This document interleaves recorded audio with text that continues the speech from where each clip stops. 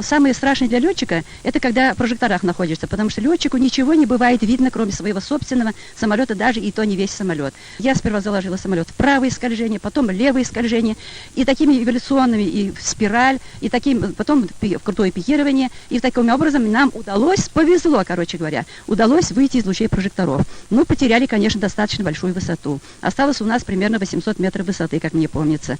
И штурман мне тут же дала курс на Азовское море, потому что и я тут почувствовал, даю полные обороты, у меня мотор не забирает. Так решили, лучше упасть на море, погибнуть в воде, чем попасть в руки неприятеля. И с потерей высоты еле-еле на оборотах 1300 оборотов мы вышли на море, и над правым крылом была земля, над левым крылом было море. Снова подошли к Керченскому проливу, и штурман начала давать я свой огни.